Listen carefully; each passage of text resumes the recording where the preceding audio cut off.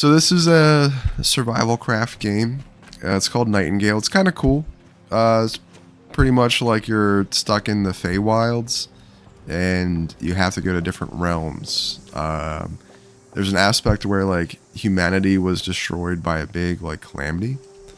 So then you kind of come through and rebuild.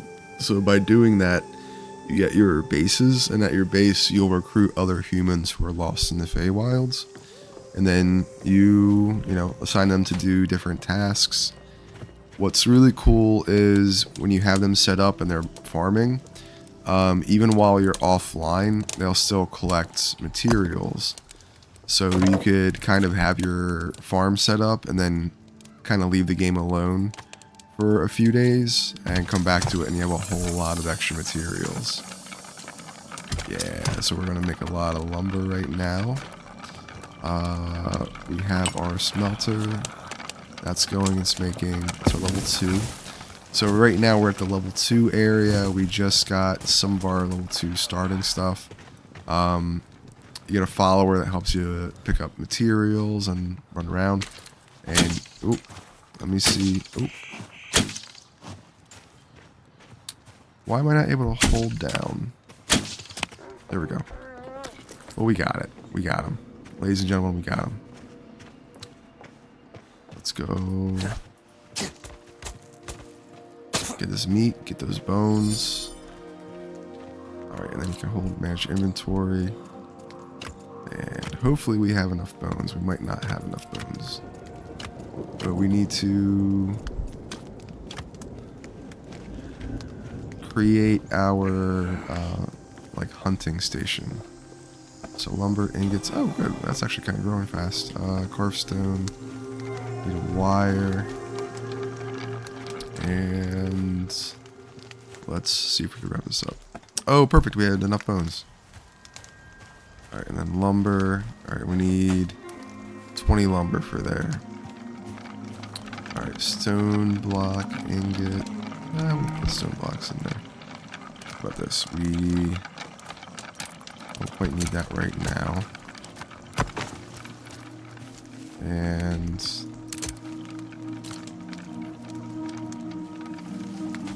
we need to take this one through. Alright. So fill that one. Let's go to our stations here. So we want another mining station. You kind of want 2 mining stations, one for ingots and one for like just regular stone blocks. Then you need a sickle to chop that down. And what would be the last thing we would want? We got a farming, fishing, hunting, mining, and a wood. I think we would want a farming. Yeah, and you can get plant fiber. There we go. Oh.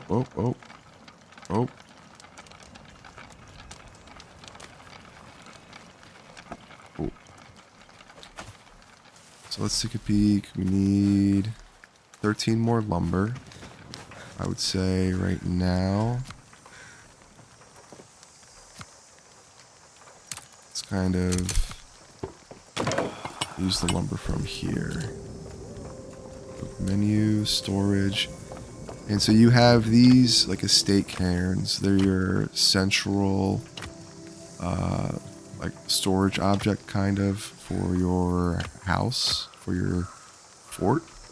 And then you can just, when you have these stations set up, they all dump their materials into your estate cairn. So hunting, mining. We're gonna walk over here and assign Kate. Kate is going to be at our hunting station. And what do we want to get? We want hides. We can get meats. We can get bones. And then what kind? And there's different tiers here, right? So I think we'll have them set to hides of prey. Let them build up. And then we will finish this one and have that be for our think are stone. So lumber. Yeah. Now let's see here. We got masonry bench. We want to go to smelter and ingots right here. So autofill. All right, cool. And then let's look at metal plates.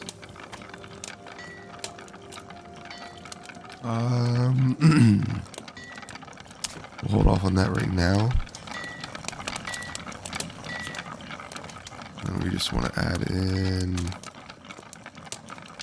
more of those. But it's pretty peaceful. So you just want to start getting a bunch of materials, have that crafted up, and then, you know, wow. I think the progression point is just having it so that you get your collection going really fast. And it's beautiful. It's very gorgeous. If you ever played a game called Myst, M-Y-S-T, or Riven, they're cool because they have this idea, like, you know, people write books and then you can open the book and go to a different dimension. And it's like a whole, like, travel between dimensions mechanic is, like, by writing these, like, books and stuff. Similar with this is, like, you get these cool cards. If I can open it up, let's see. So you'll get these different cards that will take you to different realms, and you can kind of augment what your realm is doing. Right, so we have magic, so a Tempest card, Dragon's Horde, Eminent, creates a different change to the world, right? A Tavern, and then Major Realm, so you can go through like forest, desert, swamps, and then that's how you kind of like travel. So then there's an auto generation, and if you want to really go back to a certain realm, you have to make sure that you bring the materials to save like a teleport to it, or it might get lost in the Feywilds forever. But it was like a big calamity. Yo, thanks for the 7 stream streak, Duo. That's fantastic. You're my hero. Let us give a shout out to Duo. Woo, woo, woo! Alright, and then let's see what you got up to. Alright, so this one doesn't look like you're kind of in game. You're kind of like Pure Light. You're mostly into cozy and chill games, sandbox simulators, etc. If you had the proper setup, you'd be playing things like House Flipper, Tiny Glanes, and Sim. You know, House Flipper looks really fun because I loved like this old house and stuff like that. So you like Sims 3? That's pretty sweet. I like The Sims is cool. I think for me, I haven't found as much like I like playing Sims, but I'll play Sims for like 4 hours every like 5 years, and then I'll like go on to a different kind of thing. But this one is like a survival craft, right? Not quite a simulator, but it's a survival craft. But at a certain point, this one does turn into being kind of combat heavy. I'd say as like survival craft games go, this one's good for, it does all of the basics very, very well. The base building, the progression is very clean, very straightforward. And then it just takes a little bit of time once you get it set up to let your materials accrue. And then when you have your materials accrue, you just like blast it into whatever you want. Then from there, what you're worried about, or not like worried, but what you're focusing on is this game has a really high crafting component. So if you like meticulous, like, okay, I have this level of material, especially if you're someone who's like, hey, you know, iron and copper and gold come in different grades. So if you want to have your, like, you know, common rarity of copper, then your pristine copper, then your like exceptional copper, this has that variance of your different materials have different qualities. And then by finding the materials that are the highest quality, you can craft your best tools and weapons and armor. So although you can have like rank 1, rank 2, rank 3 clothing, if you have the top tier rank 2 materials, it'll be far better than the rank 3 clothing with basic materials, right? So there's a big part of if you really like, right? So there's a big part of if you really like the detail of crafting. Like if you play Minecraft and you like the Tinker's construct, where you have to craft like the shafts, the handles, and the heads of the weapon in different qualities, this would be a game for you as far as the crafting component. Now, after that, a big component is the battle, is like the combat, because you progress through the story through combat and through running dungeons. Myself, I'm having fun. I'm on the recommended difficulty. I might knock it down to the like explorer level, like the story mode level, and I personally would probably have like fun enough with the story mode level, and then I can see if you're someone who really loves this game and knows all the specifics and you feel like you're an expert, then you jump up to the higher tiers, and then you're looking like, okay, I can play this game on hard or expert mode, and you know what materials, you know your strategy for your builds. But I would say the detail and the depth of all of the mechanics, like the farming's really cool, like the visuals and the models for everything are fantastic too. Like the polish to this game is top notch. The detail, how well this game looks,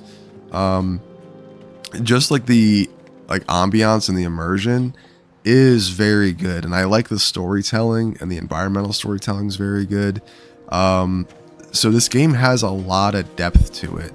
So if you're looking for something that has a lot of like playability, something that will last you a while for the price, and for this being a survival craft, it's pretty cool, and it's usually pretty affordable too. But you can get probably like an easy 1,000 hours out of this if you're really looking for it. If you just want to rush through in the story mode, I'm guessing it'll probably be like a good like 80 to 100 hour like story mode, even if you throw it on like the story mode difficulty. I don't think that's bad though. I think it's fun. But that's especially if you like the survival craft genre. But I don't know for sure. But what's cool is it takes you through all these different like realms of the Fey wilds and the Fey realms.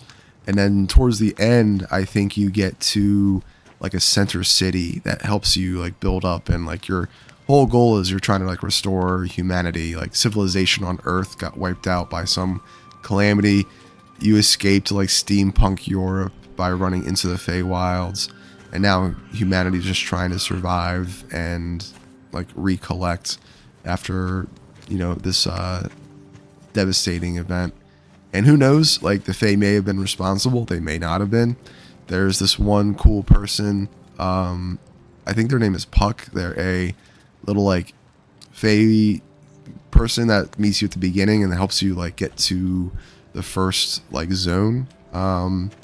They seem cool, but who knows if they're going to be tricking you or not, because that, you know, fairies, right? That's what they do. All right, let's see where we're at with our materials.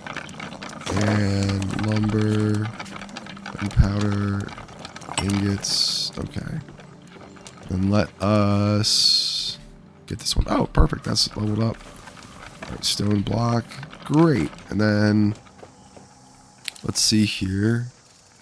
We are going to have Blanche, and Blanche is going to be at the mining station, and Blanche is going to be getting us our sandstone, and that'll be a really, really good start. Then we can get 2 more residents, right? So next thing we want to do is whenever our level 2 estate cairn, this will help us, I think, have more followers at our base, and it also should give us more storage space within our base too, I believe. So cool stuff. We got that going on, and then all right, we just need lumber and ingots, right? So while we're hanging out chatting, all our people are getting our stuff for us, so that's really nice. And let's see here, ingots, autofill. Cool. So I think this is a good spot for me to kind of let my second base sit, because like I said, when you are offline, when you're, running around doing other stuff, when you're at work, when you're taking care of chores, when you're doing life, say you're, writing a book, working on a project, doing some art, what this lets you do is you can go do all that stuff, and then your save file will detect, like how long it's been since you last played. So when you load up your save file, it's like, oh, you were offline for 7 days.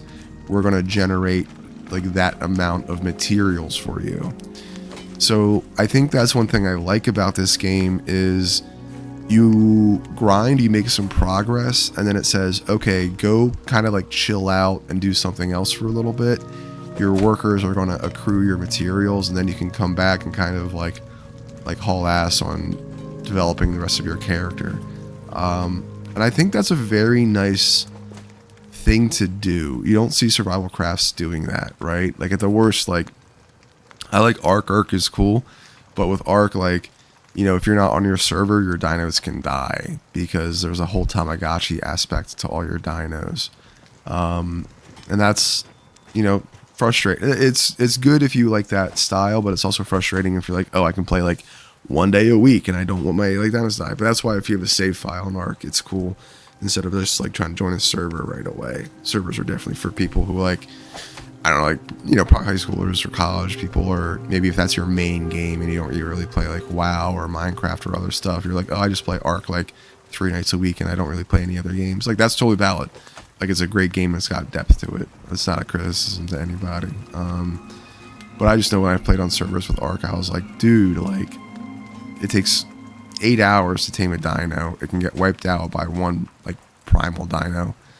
And that's the thing, like, I think I'd have a better time playing on Ark servers if I knew that like the alphas or the primes weren't like wandering around all the time, because I've had that happen before. You spend like 100 hours on stuff and then a prime runs by and just like eats your stuff while you're offline, and you're like, well, I'm never opening that game again. Like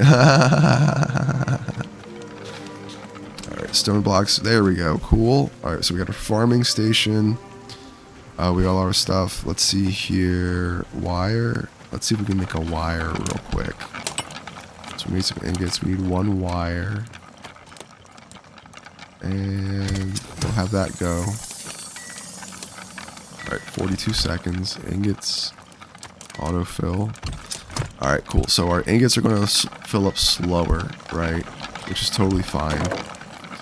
Our masonry bench. Anything here? Stone powder. Crude gunpowder. I think I want to get my cairn up to the next tier before we go forward on that. But that'll be my next goal, is the tier 2 estate cairn. And then when I come back, I'll be able to make like better weapons, better armor, kind of go up from there.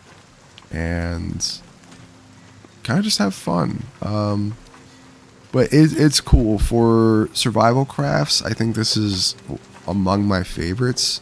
I'd say like Minecraft is like takes the cake. Minecraft's like its own tier, but if you're going for like more like semi like survival crafts outside of Minecraft, something that's like more survival oriented, Valheim's probably up in the top ones, right? And then this one's probably within the top 5, maybe top 3. Maybe this is number 3 for me. Pal World, I'd say, and Pal World's cool, but Pal World doesn't feel too survival crafty, but it is. But because it's like a Pokemon big survival craft, I'd say right now, gut reaction, what's on top of my head, my top survival craft games would be Pal World, Valheim, and then Nightingale. This game, Minecraft is his own beast, so I think that's just like. It's like Halo. It's like, you can rank shooters, but like Halo 2, Halo 3 are different. No, I'm kidding.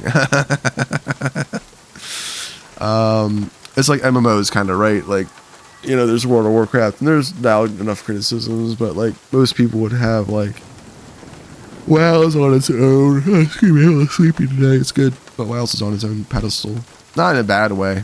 And like I think there's a lot of good competition for WoW, but there's probably like a big 3 competition for also like WoW, right? There's like WoW, Final Fantasy, and Elder Scrolls Online, and like Guild Wars 2. I think right now those are like the biggest MMOs for like different reasons, valid reasons. But right here, it's hail. There's hailstorms. So we got to go inside and we got to stand under our porch. And then what we could do is we could just sit here and rest, right? And then so dawn, I think I'm going to set it to explorer now, just to have more fun. Kind of do like a story mode.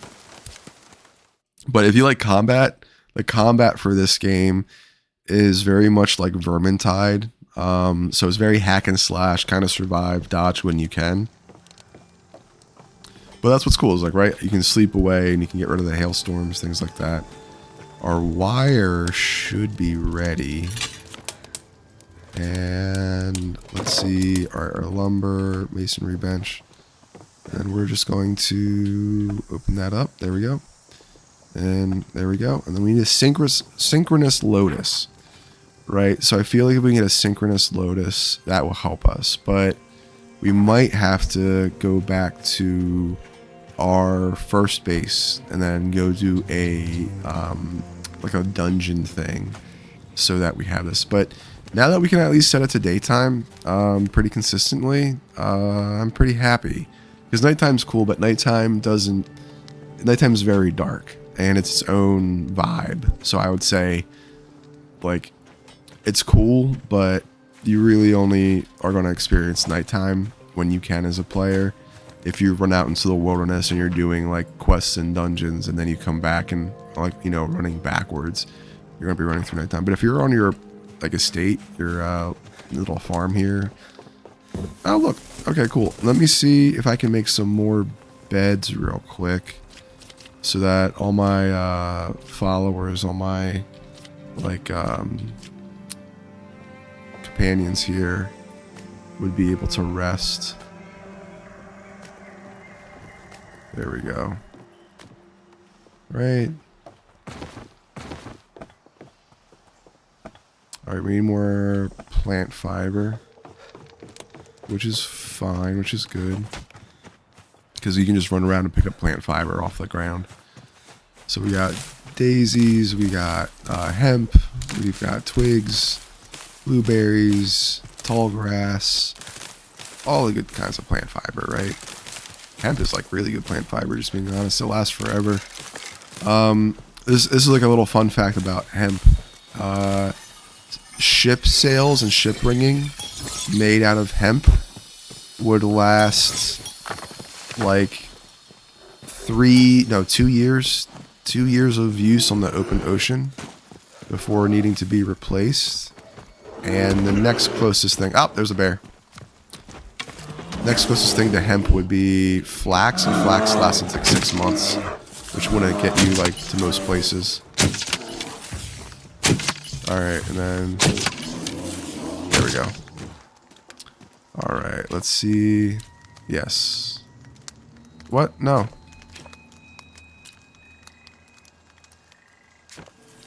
No, I need you. I need you. Aw. Alright, so she's back at the estate. Where's the bear at? Did we carve up the bear? Where'd the bear go? Oh, those animal bones. Okay, cool. Where's your bones?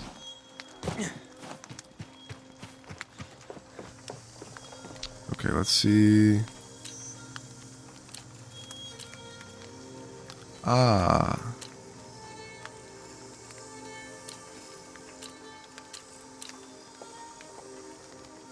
Okay. So she is working.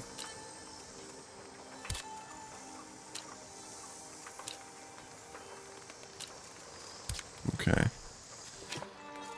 Alright, right, and then let's go to calling cards.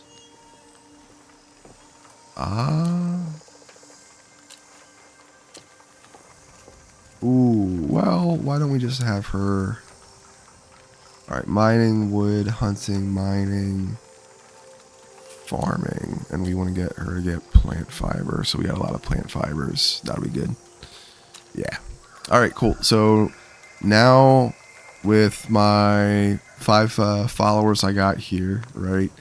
We got them all at a mining station, wood station, hunting station, mining station, and farming station. So we're getting ore, wood bundles, hides, we're getting stone blocks, and then plant fibers. So now we can take a nice little break and we can kind of go run around, do some other games. I just want to do some variety stuff today anyway. But while we're off, we're going to be having them just collect tons of stuff. It's going to go into our estate storage here.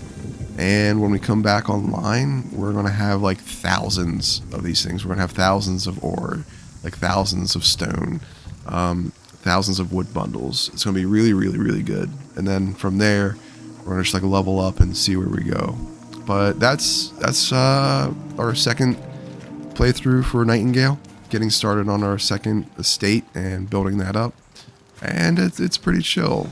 That'll probably do like an episode of running through and clearing out and doing the story here. But I feel like that's how this game kind of goes. You spend one play session building up your town and getting it ready. Then you kind of go off and do some stuff. You get your next play session, and then you go through the story mode of a zone. I think there's like 10, 11, or 12 or so different story zones right now. But then there's like randomly generated zones you can go to for materials and for like long play and like dungeon grinding. So